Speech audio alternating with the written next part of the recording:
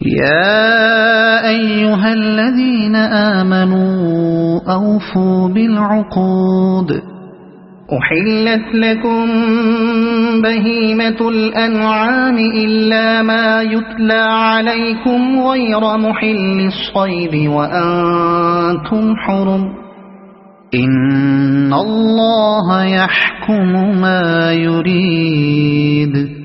اے لوگو جو ایمان لائے ہو، بندشوں کی پوری پابندی کرو۔ تمہارے لیے مویشی کی قسم کے سب جانور حلال کیے گئے سوائے ان کے جو آگے چل کر تم کو بتائے جائیں گے، لیکن احرام کی حالت میں شکار کو اپنے لیے حلال نہ کر لو، بے شک اللہ جو چاہتا ہے حکم دیتا ہے۔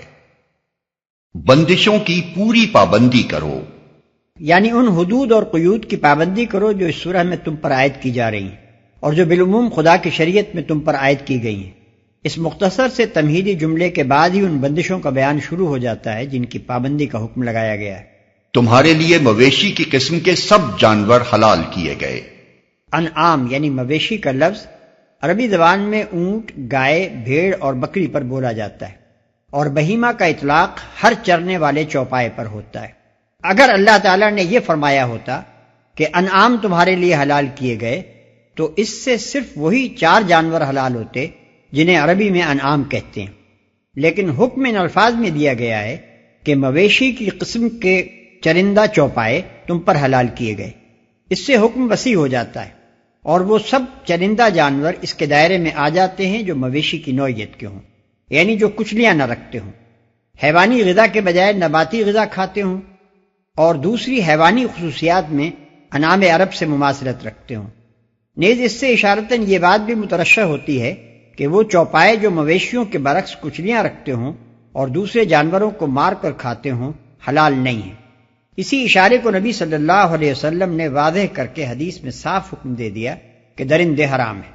اسی طرح حضور اکرم صلی اللہ علیہ وسلم نے ان پرندوں کو بھی حرام قرار دیا جن کے پنجے ہوتے ہیں اور جو دوسرے جانوروں کا شکار کر کے کھاتے ہیں یا مردار خور ہوتے ہیں۔ لیکن احرام کی حالت میں شکار کو اپنے لیے حلال نہ کر لو۔ احرام اس فقیرانہ لباس کو کہتے ہیں جو زیارت کعبہ کے لیے پہنا جاتا ہے۔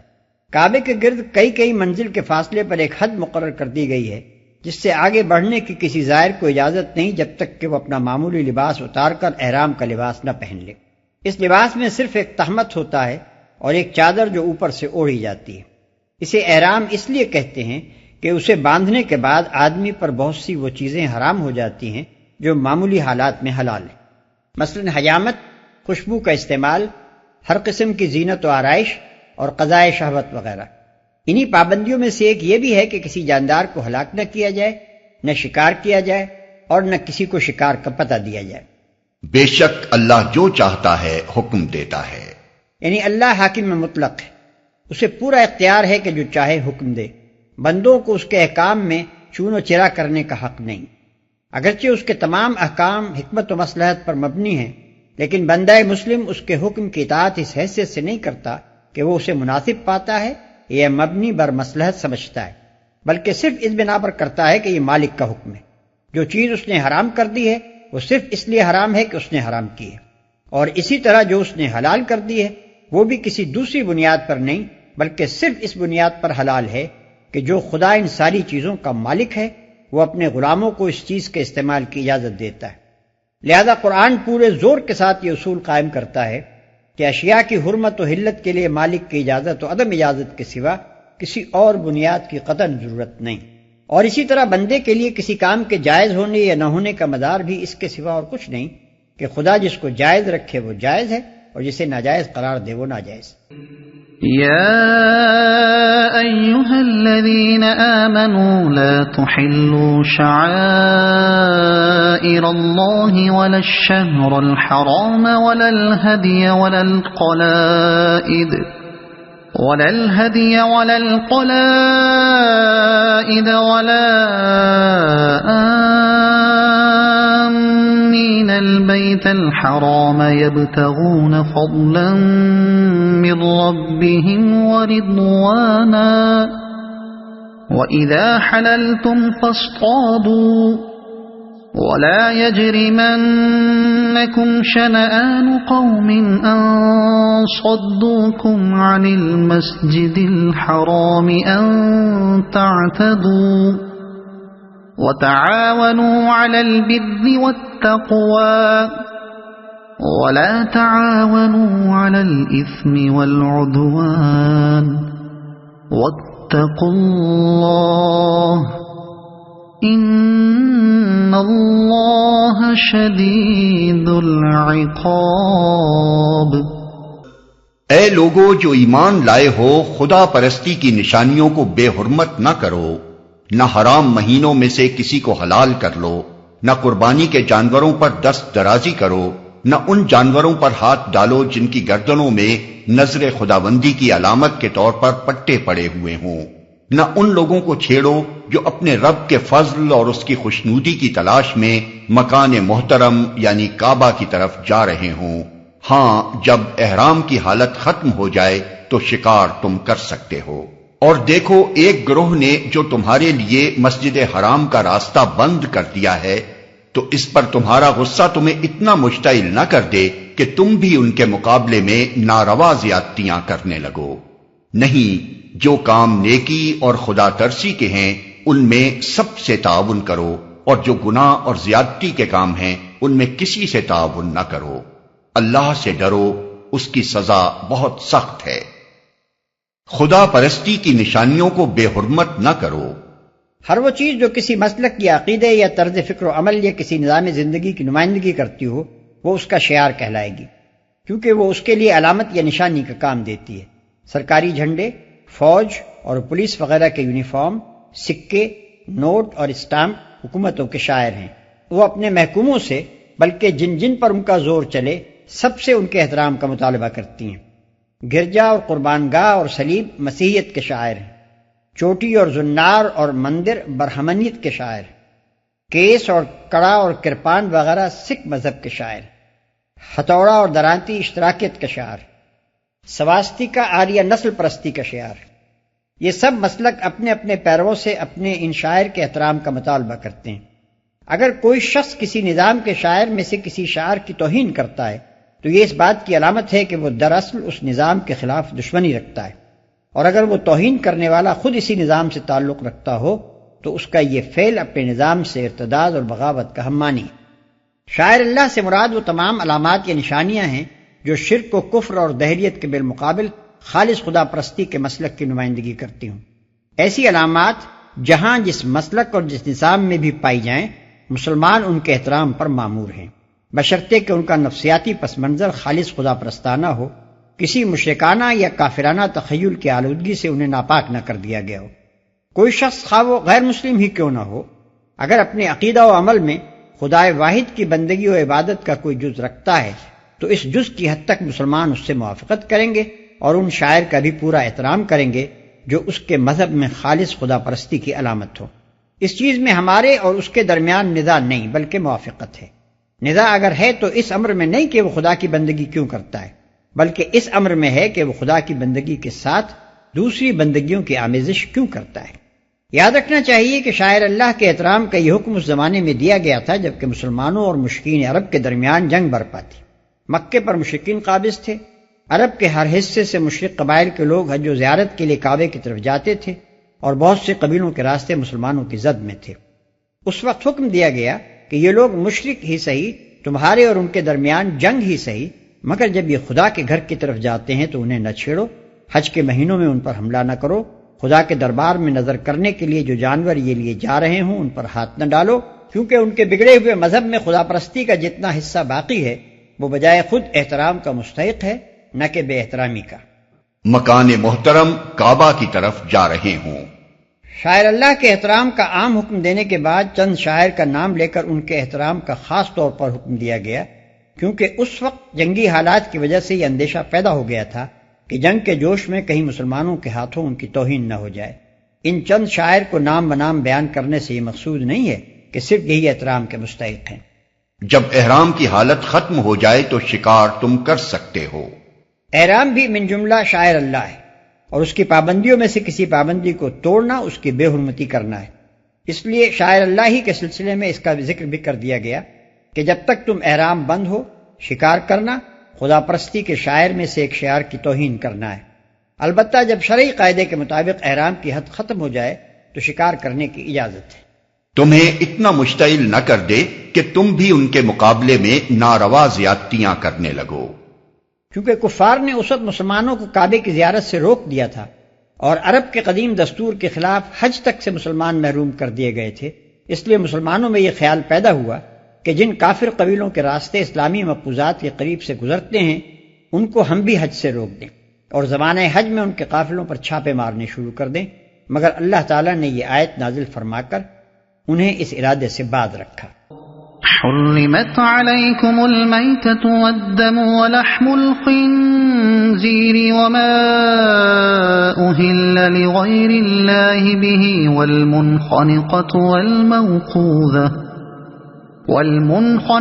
والموقوذة والمتردية والنطيحة وما أكل السبع إلا ما ذكيتم وما ذبح على النصب وأن تستقسموا بالأزلام ذلكم فسق اليوم يئس الذين كفروا من دينكم فلا تخشوهم واخشون اليوم أكملت لكم دينكم وأتممت عليكم نعمتي ورضيت لكم الإسلام دينا فمن اضطر في مخمصة غير متجانف لإثم فإن الله غفور رحيم۔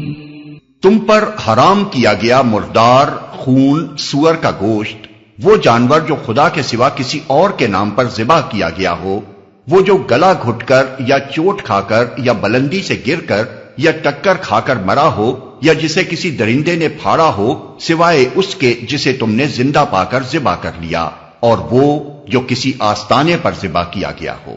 نیز یہ بھی تمہارے لیے ناجائز ہے کہ پانسوں کے ذریعے سے اپنی قسمت معلوم کرو۔ یہ سب افعال فسق ہیں۔ آج کافروں کو تمہارے دین کی طرف سے پوری مایوسی ہو چکی ہے، لہذا تم ان سے نہ ڈرو بلکہ مجھ سے ڈرو۔ آج میں نے تمہارے دین کو تمہارے لیے مکمل کر دیا ہے اور اپنی نعمت تم پر تمام کر دی ہے، اور تمہارے لیے اسلام کو تمہارے دین کی حیثیت سے قبول کر لیا ہے، لہذا حرام و حلال کی جو قیود تم پر عائد کر دی گئی ہیں ان کی پابندی کرو۔ البتہ جو شخص بھوک سے مجبور ہو کر ان میں سے کوئی چیز کھا لے بغیر اس کے کہ گناہ کی طرف اس کا میلان ہو تو بے شک اللہ معاف کرنے والا اور رحم فرمانے والا ہے۔ تم پر حرام کیا گیا مردار، یعنی وہ جانور جو طبعی موت مر گیا ہو، وہ جانور جو خدا کے سوا کسی اور کے نام پر ذبح کیا گیا ہو، یعنی جس کو ذبح کرتے وقت خدا کے سوا کسی اور کا نام لیا گیا ہو، یا جس کو ذبح کرنے سے پہلے یہ نیت کی گئی ہو کہ یہ فلاں بزرگ یا فلاں دیوی یا دیوتا کی نظر ہے، سوائے اس کے جسے تم نے زندہ پا کر ذبح کر لیا۔ یعنی جو جانور مذکورہ بالا حوادث میں سے کسی حادثے کا شکار ہو جانے کے باوجود مرا نہ ہو بلکہ کچھ آثار زندگی اس میں پائے جاتے ہوں، اس کو اگر ذبح کر لیا جائے تو اسے کھایا جا سکتا ہے۔ اس سے یہ بھی معلوم ہوا کہ حلال جانور کا گوشت صرف ذبح کرنے سے حلال ہوتا ہے، کوئی دوسرا طریقہ اس کو ہلاک کرنے کا صحیح نہیں ہے۔ یہ ذبح اور زکوٰۃ اسلام کے اصطلاحی لفظ ہیں، ان سے مراد حلق کا اتنا حصہ کاٹ دینا ہے جس سے جسم کا خون اچھی طرح خارج ہو جائے۔ جھٹکا کرنے یا گلا گھونٹنے یا کسی اور تدبیر سے جانور کو ہلاک کرنے کا نقصان یہ ہوتا ہے کہ خون کا بیشتر حصہ جسم کے اندر ہی رک کر رہ جاتا ہے اور وہ جگہ جگہ جم کر گوشت کے ساتھ چمٹ جاتا ہے۔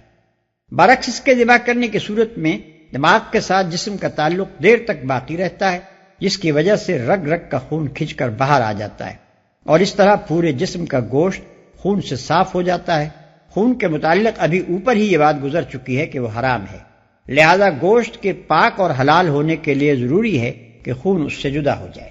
کسی آستانے پر اصل میں لفظ نصب استعمال ہوا ہے، اس سے مراد وہ سب مقامات ہیں جن کو غیر اللہ کی نذر و نیاز چڑھانے کے لیے لوگوں نے مخصوص کر رکھا ہو، خواہ وہاں کوئی پتھر یا لکڑی کی مورت ہو یا نہ ہو۔ ہماری زبان میں اس کا ہم معنی لفظ آستانہ یا استہان ہے، جو کسی بزرگ یا دیوتا سے یا کسی خاص مشرکانہ اعتقاد سے وابستہ ہو، کسی آستانے پر ذبح کیا گیا ہو۔ اس مقام پر یہ بات خوب سمجھ لینی چاہیے کہ کھانے پینے کی چیزوں میں حرام و حلال کی جو قیود شریعت کی طرف سے عائد کی جاتی ہیں، ان کی اصل بنیاد ان اشیاء کے طبی فوائد یا نقصانات نہیں ہوتے، بلکہ ان کے اخلاقی فوائد و نقصانات ہوتے ہیں۔ جہاں تک طبعی امور کا تعلق ہے، اللہ تعالیٰ نے ان کو انسان کی اپنی سعی و جستجو اور کاوش و تحقیق پر چھوڑ دیا ہے۔ یہ دریافت کرنا انسان کا اپنا کام ہے کہ مادی اشیاء میں سے کیا چیزیں اس کے جسم کو غذائے صالح بہم پہنچانے والی ہیں اور کیا چیزیں تغذیہ کے لیے غیر مفید یا نقصان دہ ہیں۔ شریعت ان امور میں اس کی رہنمائی کی ذمہ داری اپنے سر نہیں لیتی۔ اگر یہ کام اس نے اپنے ذمہ لیا ہوتا تو سب سے پہلے سنکھیا کو حرام کیا ہوتا، لیکن آپ دیکھتے ہی ہیں کہ قرآن و حدیث میں اس کا یا ان دوسرے مفردات و مرکبات کا جو انسان کے لیے سخت مہلک ہیں سرے سے کوئی ذکر ہی نہیں۔ شریعت غذا کے معاملے میں جس چیز پر روشنی ڈالتی ہے وہ دراصل اس کا یہ پہلو ہے کہ کس غذا کا انسان کے اخلاق پر کیا اثر ہوتا ہے اور کون سی غذائیں طہارت نفس کے لحاظ سے کیسی ہیں، اور غذا حاصل کرنے کے طریقوں میں سے کون سے طریقے اعتقادی و نظری حیثیت سے صحیح یا غلط ہیں۔ کیونکہ اس کی تحقیق کرنا انسان کے بس میں نہیں ہے اور اسے دریافت کرنے کے ذرائع انسان کو میسر ہی نہیں ہیں، اور اسی بنا پر انسان نے اکثر ان امور میں غلطیاں کی ہیں۔ اس لیے شریعت صرف انہی امور میں اس کی رہنمائی کرتی ہے جن چیزوں کو اس نے حرام کیا ہے۔ انہیں اس وجہ سے حرام کیا ہے کہ یا تو اخلاق پر ان کا برا اثر پڑتا ہے، یا وہ طہارت کے خلاف ہیں، یا ان کا تعلق کسی فاسد عقیدے سے ہے۔ برعکس اس کے جن چیزوں کو اس نے حلال کیا ہے ان کی حلت کی وجہ یہ ہے کہ وہ ان برائیوں میں سے کوئی برائی اپنے اندر نہیں رکھتی۔ سوال کیا جا سکتا ہے کہ خدا نے ہم کو ان اشیاء کی حرمت کے وجوہ کیوں نہ سمجھائے تاکہ ہمیں بصیرت حاصل ہوتی؟ اس کا جواب یہ ہے کہ اس کے وجوہ کو سمجھنا ہمارے لیے ممکن نہیں۔ مثلاً یہ بات کہ خون یا سور کے گوشت یا مردار کے کھانے سے ہماری اخلاقی صفات میں کیا خرابیاں رونما ہوتی ہیں، کس قدر اور کس طرح ہوتی ہیں، اس کی تحقیق ہم کسی طرح نہیں کر سکتے، کیونکہ اخلاق کو ناپنے اور تولنے کے ذرائع ہمیں حاصل نہیں ہیں۔ اگر بالفرض ان کے برے اثرات کو بیان کر بھی دیا جاتا تو شبہ کرنے والا تقریباً اسی مقام پر ہوتا جس مقام پر وہ اب ہے، کیونکہ وہ اس بیان کی صحت و عدم صحت آپ کو آخر کس چیز سے جانچتا۔ اس لیے اللہ تعالیٰ نے حرام و حلال کے حدود کی پابندی کا انحصار ایمان پر رکھ دیا ہے۔ جو شخص اس بات پر مطمئن ہو جائے کہ کتاب اللہ کی کتاب ہے اور رسول اللہ کا رسول ہے اور اللہ علیم و حکیم ہے، وہ اس کے مقرر کیے ہوئے حدود کی پابندی کرے گا، خواہ ان کی مصلحت اس کی سمجھ میں آئے یا نہ آئے۔ اور جو شخص اس بنیادی عقیدے پر ہی مطمئن نہ ہو، اس کے لیے اس کے سوا کوئی چارہ نہیں کہ جن چیزوں کی خرابیاں انسانی علم کے احاطے میں آ گئی ہیں صرف انہی سے پرہیز کرے، اور جن کی خرابیوں کا علمی احاطہ نہیں ہو سکا ہے ان کے نقصانات کا تختہ مشق بنتا رہے۔ تمہارے لیے ناجائز ہے کہ پانسوں کے ذریعے سے اپنی قسمت معلوم کرو۔ اس آیت میں جس چیز کو حرام کیا گیا ہے اس کی 3 بڑی قسمیں دنیا میں پائی جاتی ہیں، اور آیت کا حکم ان تینوں پر حاوی ہے۔ 1، مشرکانہ فالگیری، جس میں کسی دیوی یا دیوتا سے قسمت کا فیصلہ پوچھا جاتا ہے، یا غیب کی خبر دریافت کی جاتی ہے، یا باہمی نزاعات کا تصفیہ کرایا جاتا ہے۔ مشرکین مکہ نے اس غرض کے لیے کعبہ کے اندر ہبل دیوتا کے بت کو مخصوص کر رکھا تھا۔ اس کے استحان میں 7 تیر رکھے ہوئے تھے جن پر مختلف الفاظ اور فقرے کندہ تھے۔ کسی کام کے کرنے یا نہ کرنے کا سوال ہو، یا کھوئی ہوئی چیز کا پتہ پوچھنا ہو، یا خون کے مقدمے کا فیصلہ مطلوب ہو، غرض کوئی کام بھی ہو، اس کے لیے ہبل کے پانسے دار صاحب القدح کے پاس پہنچ جاتے، اس کا نذرانہ پیش کرتے اور ہبل سے دعا مانگتے کہ ہمارے اس معاملے کا فیصلہ کر دے۔ پھر پاسے دار ان تیروں کے ذریعے سے فال نکالتا، اور جو تیر بھی فال میں نکل آتا اس پر لکھے ہوئے لفظ کو ہبل کا فیصلہ سمجھا جاتا تھا۔ 2، توہم پرستانہ فالگیری، جس میں زندگی کے معاملات کا فیصلہ عقل و فکر سے کرنے کے بجائے کسی وہمی و خیالی چیز یا کسی اتفاقی شے کے ذریعے سے کیا جاتا ہے، یا قسمت کا حال ایسے ذرائع سے معلوم کرنے کی کوشش کی جاتی ہے جن کا وسیلہ علم غیب ہونا کسی علمی طریقے سے ثابت نہیں ہے۔ رمل، نجوم، جفر، مختلف قسم کے شگون اور نچھتر اور فالگیری کے بے شمار طریقے اس صنف میں داخل ہیں۔ 3، جوئے کی قسم کے وہ سارے کھیل اور کام جن میں اشیاء کی تقسیم کا مدار حقوق اور خدمات اور عقلی فیصلوں پر رکھنے کے بجائے محض کسی اتفاقی امر پر رکھ دیا جائے۔ مثلا یہ کہ لاٹری میں اتفاقاً فلاں شخص کا نام نکل آیا ہے، لہذا ہزارہا آدمیوں کی جیب سے نکلا ہوا روپیہ اس ایک شخص کی جیب میں چلا جائے، یا یہ کہ علمی حیثیت سے تو ایک معمے کے بہت سے حل صحیح ہیں، مگر انعام وہ شخص پائے گا جس کا حل کسی معقول کوشش کی بنا پر نہیں بلکہ محض اتفاق سے اس حل کے مطابق نکل آیا ہو جو صاحب معمہ کے صندوق میں بند ہے۔ ان تین اقسام کو حرام کر دینے کے بعد قرآن اندازی کی صرف وہ سادہ صورت اسلام میں جائز رکھی گئی ہے جس میں دو برابر کے جائز کاموں یا دو برابر کے حقوق کے درمیان فیصلہ کرنا ہو۔ مثلا ایک چیز پر دو آدمیوں کا حق ہر حیثیت سے بالکل برابر ہے، اور فیصلہ کرنے والے کے لیے ان میں سے کسی کو ترجیح دینے کی کوئی معقول وجہ موجود نہیں ہے، اور خود ان دونوں میں سے بھی کوئی اپنا حق خود چھوڑنے کے لیے تیار نہیں ہے۔ اس صورت میں ان کی رضامندی سے قرآن اندازی پر فیصلے کا مدار رکھا جا سکتا ہے۔ یا مثلا دو کام یکساں درست ہیں اور عقلی حیثیت سے آدمی ان دونوں کے درمیان مذبذب ہو گیا ہے کہ ان میں سے کس کو اختیار کرے۔ اس صورت میں ضرورت ہو تو قرآن اندازی کی جا سکتی ہے۔ نبی صلی اللہ علیہ وسلم بالعموم ایسے مواقع پر یہ طریقہ اختیار فرماتے تھے جبکہ دو برابر کے حقداروں کے درمیان ایک کو ترجیح دینے کی ضرورت پیش آ جاتی تھی، اور آپ کو اندیشہ ہوتا تھا کہ اگر آپ خود ایک کو ترجیح دیں گے تو دوسرے کو ملال ہوگا۔ لہذا تم ان سے نہ ڈرو بلکہ مجھ سے ڈرو۔ آج سے مراد کوئی خاص دن اور تاریخ نہیں ہے بلکہ وہ دور یا زمانہ مراد ہے جس میں یہ آیات نازل ہوئی تھیں۔ ہماری زبان میں بھی آج کا لفظ زمانہ حال کے لیے عام طور پر بولا جاتا ہے۔ کافروں کو تمہارے دین کی طرف سے مایوسی ہو چکی ہے، یعنی اب تمہارا دین ایک مستقل نظام بن چکا ہے اور خود اپنی حاکمانہ طاقت کے ساتھ نافذ و قائم ہے۔ کفار جو اب تک اس کے قیام میں مانع و مزاحم رہے ہیں اب اس طرف سے مایوس ہو چکے ہیں کہ وہ اسے مٹا سکیں گے اور تمہیں پھر پچھلی جاہلیت کی طرف واپس لے جا سکیں گے۔ لہذا تم ان سے نہ ڈرو بلکہ مجھ سے ڈرو، یعنی اس دین کے احکام اور اس کی ہدایت پر عمل کرنے میں اب کسی کافر طاقت کے غلبے و قہر اور دراندازی و مزاحمت کا خطرہ تمہارے لیے باقی نہیں رہا ہے۔ انسانوں کے خوف کی اب کوئی وجہ نہیں رہی۔ اب تمہیں خدا سے ڈرنا چاہیے کہ اس کے احکام کی تعمیل میں اگر کوئی کوتاہی تم نے کی تو تمہارے پاس کوئی ایسا عذر نہ ہوگا جس کے بنا پر تمہارے ساتھ کچھ بھی نرمی کی جائے۔ اب شریعت الہی کی خلاف ورزی کے معنی یہ نہیں ہوں گے کہ تم دوسروں کے اثر سے مجبور ہو، بلکہ اس کے صاف معنی یہ ہوں گے کہ تم خدا کی اطاعت کرنا نہیں چاہتے۔ لہذا حرام و حلال کی جو قیود تم پر عائد کر دی گئی ہیں ان کی پابندی کرو۔ دین کو مکمل کر دینے سے مراد اس کو ایک مستقل نظام فکر و عمل اور ایک ایسا مکمل نظام تہذیب و تمدن بنا دینا ہے جس میں زندگی کے جملہ مسائل کا جواب اصولاً یا تفصیلاً موجود ہو، اور ہدایت و رہنمائی حاصل کرنے کے لیے کسی حال میں اس سے باہر جانے کی ضرورت پیش نہ آئے۔ نعمت تمام کرنے سے مراد نعمت ہدایت کی تکمیل کر دینا ہے، اور اسلام کو دین کی حیثیت سے قبول کر لینے کا مطلب یہ ہے کہ تم نے میری اطاعت و بندگی اختیار کرنے کا جو اقرار کیا تھا اس کو چونکہ تم اپنی صحیح و عمل سے سچا اور مخلصانہ اقرار ثابت کر چکے ہو اس لیے میں نے اسے درجہ قبولیت عطا فرمایا ہے، اور تمہیں عملاً اس حالت کو پہنچا دیا ہے کہ اب فی الواقع میرے سوا کسی کی اطاعت و بندگی کا جوا تمہاری گردنوں پر باقی نہیں رہا۔ اب جس طرح اعتقاد میں تم میرے مسلم ہو اسی طرح عملی زندگی میں بھی میرے سوا کسی اور کے مسلم بن کر رہنے کے لیے کوئی مجبوری تمہیں لاحق نہیں رہی ہے۔ ان احسانات کا ذکر فرمانے کے بعد اللہ تعالیٰ سکوت اختیار فرماتا ہے، مگر انداز کلام سے خود بخود یہ بات نکل آتی ہے کہ جب یہ احسانات میں نے تم پر کیے ہیں تو ان کا تقاضا یہ ہے کہ اب میرے قانون کی حدود پر قائم رہنے میں تمہاری طرف سے بھی کوئی کوتاہی نہ ہو۔ مستند روایات سے معلوم ہوتا ہے کہ یہ آیت حجۃ الوداع کے موقع پر 10 ہجری میں نازل ہوئی تھی، لیکن جس سلسلہ کلام میں یہ واقع ہوئی ہے وہ صلح حدیبیہ سے متصل زمانہ 6 ہجری کا ہے، اور سیاق عبارت میں دونوں فقرے کچھ ایسے پیوستہ نظر آتے ہیں کہ یہ گمان نہیں کیا جا سکتا کہ ابتدا میں یہ سلسلہ کلام ان فقروں کے بغیر نازل ہوا تھا، اور بعد میں جب یہ نازل ہوئے تو انہیں یہاں لا کر نصب کر دیا گیا۔ میرا قیاس یہ ہے والعلم عند اللہ کہ ابتداً یہ آیت اسی سیاق کلام میں نازل ہوئی تھی، اس لیے اس کی حقیقی اہمیت لوگ نہ سمجھ سکے۔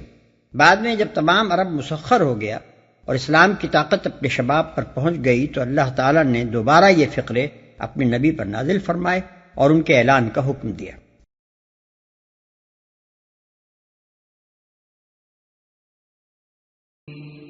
يسألونك ماذا أحل لهم قل أحل لكم الطيبات وما علمتم من الجوارح مكلبين تعلمونهن مما علمكم الله فَكُلُوا مِمَّا أَمْسَكْنَ عَلَيْكُمْ وَاذْكُرُوا اسْمَ اللَّهِ عَلَيْهِ وَاتَّقُوا اللَّهَ إِنَّ اللَّهَ سَرِيعُ الْحِسَابِ۔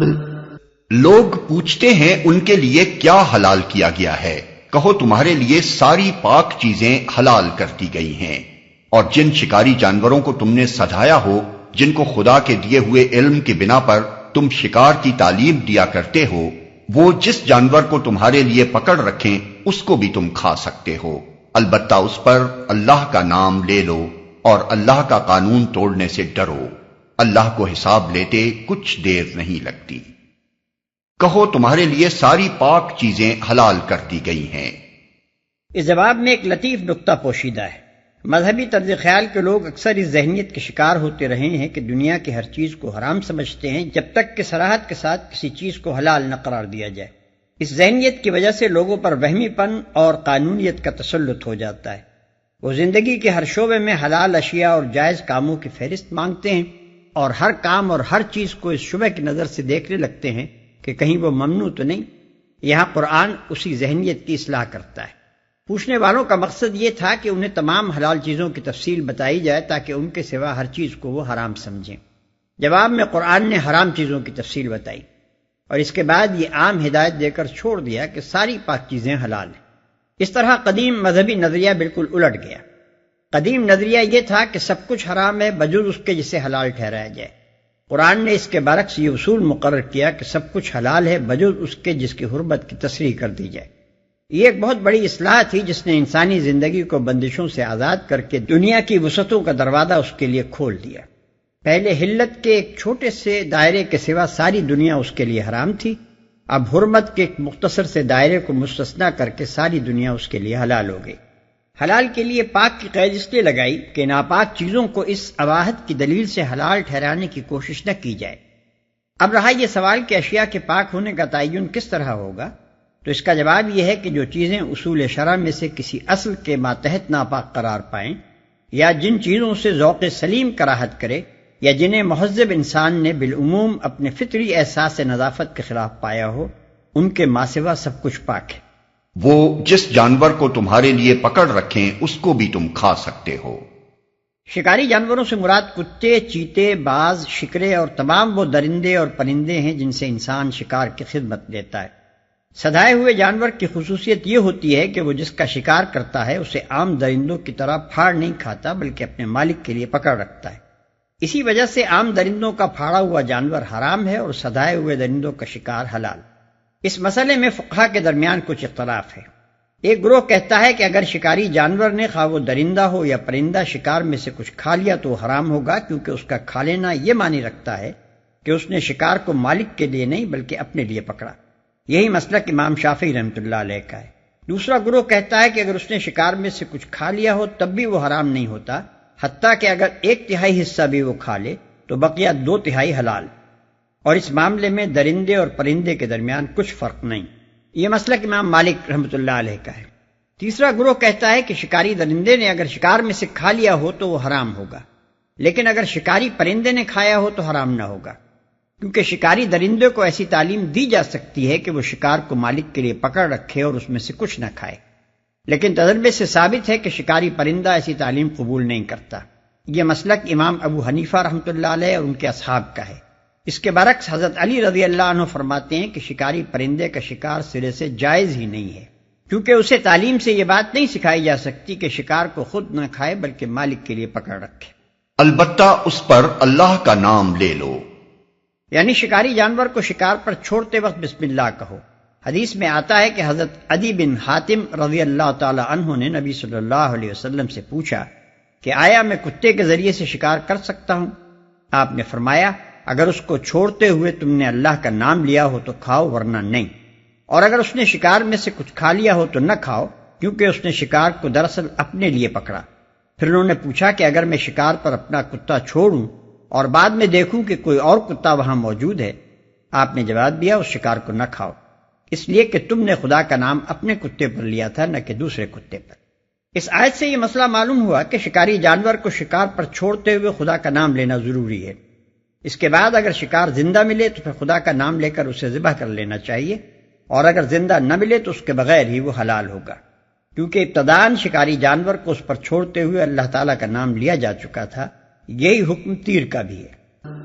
اليوم أحل لكم الطيبات وطعام الذين أوتوا الكتاب حل لكم وطعامكم حل لهم والمحصنات من المؤمنات والمحصنات من الذين أوتوا الكتاب من قبلكم إذا آتيتموهن أجورهن محصنين غير مسافحين ولا متخذي أخدان ومن يكفر بالإيمان فقد حبط عمله وهو في الآخرة من الخاسرين۔ آج تمہارے لیے ساری پاک چیزیں حلال کر دی گئی ہیں۔ اہل کتاب کا کھانا تمہارے لیے حلال ہے اور تمہارا کھانا ان کے لیے، اور محفوظ عورتیں بھی تمہارے لیے حلال ہیں، خواہ وہ اہل ایمان کے گروہ سے ہوں یا ان قوموں میں سے جن کو تم سے پہلے کتاب دی گئی تھی، بشرطے کہ تم ان کے مہر ادا کر کے نکاح میں ان کے محافظ بنو، نہ یہ کہ آزاد شہوت رانی کرنے لگو یا چوری چھپے آشنائیاں کرو۔ اور جو کسی نے ایمان کی روش پر چلنے سے انکار کیا تو اس کا سارا کارنامہ زندگی ضائع ہو جائے گا اور وہ آخرت میں دیوالیہ ہوگا۔ اہل کتاب کا کھانا تمہارے لیے حلال ہے اور تمہارا کھانا ان کے لیے۔ اہل کتاب کے کھانے میں ان کا ذبیحہ بھی شامل ہے۔ ہمارے لیے ان کا اور ان کے لیے ہمارا کھانا حلال ہونے کا مطلب یہ ہے کہ ہمارے اور ان کے درمیان کھانے پینے میں کوئی رکاوٹ اور چھوت چھات نہیں ہے۔ ہم ان کے ساتھ کھا سکتے ہیں اور وہ ہمارے ساتھ، لیکن یہ عام اجازت دینے سے پہلے اس فقرے کا اعادہ فرما دیا گیا ہے کہ تمہارے لیے پاک چیزیں حلال کر دی گئی ہیں۔ اس سے معلوم ہوا کہ اہل کتاب اگر پاکی و طہارت کے ان قوانین کی پابندی نہ کریں جو شریعت کے نقطہ نظر سے ضروری ہیں، یا اگر ان کے کھانے میں حرام چیزیں شامل ہوں تو اس سے پرہیز کرنا چاہیے۔ مثلا اگر وہ خدا کا نام لیے بغیر کسی جانور کو ذبح کریں یا اس پر خدا کے سوا کسی اور کا نام لیں تو اسے کھانا ہمارے لیے جائز نہیں۔ اسی طرح اگر ان کے دسترخوان پر شراب یا سور یا کوئی اور حرام چیز ہو تو ہم ان کے ساتھ شریک نہیں ہو سکتے۔ اہل کتاب کے سوا دوسرے غیر مسلموں کا بھی یہی حکم ہے۔ فرق صرف یہ ہے کہ ذبیحہ اہل کتاب ہی کا جائز ہے جبکہ انہوں نے خدا کا نام اس پر لیا ہو۔ رہے غیر اہل کتاب تو ان کے ہلاک کیے ہوئے جانور کو ہم نہیں کھا سکتے۔ یا ان قوموں میں سے جن کو تم سے پہلے کتاب دی گئی تھی۔ اس سے مراد یہود اور نصارہ ہیں۔ نکاح کی اجازت صرف انہی کی عورتوں سے دی گئی ہے اور اس کے ساتھ شرط یہ لگا دی گئی ہے کہ وہ محصنات یعنی محفوظ عورتیں ہوں۔ اس حکم کی تفصیلات میں فقہا کے درمیان اختلاف ہوا ہے۔ ابن عباس رضی اللہ عنہما کا خیال ہے کہ یہاں اہل کتاب سے مراد وہ اہل کتاب ہیں جو اسلامی حکومت کی رعایا ہوں۔ رہے دارالحرب اور دارالکفر کے یہود و نصارہ تو ان کی عورتوں سے نکاح کرنا درست نہیں۔ حنفیہ اس سے تھوڑا اختلاف کرتے ہیں۔ ان کے نزدیک بیرونی ممالک کے اہل کتاب کی عورتوں سے نکاح کرنا حرام تو نہیں ہے مگر مکروہ ضرور ہے۔ بخلاف اس کے سعید ابن المسیب رحمۃ اللہ علیہ اور حسن بصری رحمۃ اللہ علیہ اس کے قائل ہیں کہ آیت اپنے حکم میں عام ہے، لہذا ذمی اور غیر ذمی میں فرق کرنے کی ضرورت نہیں۔ پھر محصنات کے مفہوم میں بھی فقہا کے درمیان اختلاف۔ حضرت عمر رضی اللہ عنہ کے نزدیک اس سے مراد پاک دامن عصمت مآب عورتیں ہیں، اور اس بنا پر وہ اہل کتاب کی آزاد منش عورتوں کو اس اجازت سے خارج قرار دیتے ہیں۔ یہی رائے حسن رحمۃ اللہ علیہ، شعبی رحمۃ اللہ علیہ اور ابراہیم نخعی رحمۃ اللہ علیہ کی ہے، اور حنفیہ نے بھی اس کو پسند کیا ہے۔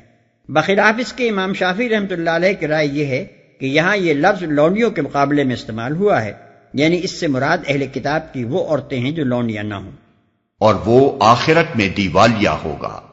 اہل کتاب کی عورتوں سے نکاح کی اجازت دینے کے بعد یہ فقرہ اس لیے تنبیہ کے طور پر ارشاد فرمایا گیا ہے کہ جو شخص اس اجازت سے فائدہ اٹھائے وہ اپنے ایمان و اخلاق کی طرف سے ہوشیار رہے، کہیں ایسا نہ ہو کہ کافر بیوی کے عشق میں مبتلا ہو کر یا اس کے عقائد اور اعمال سے متاثر ہو کر وہ اپنے ایمان سے ہاتھ دھو بیٹھے، یا اخلاق و معاشرت میں ایسی روش پر چل پڑے جو ایمان کے منافی ہو۔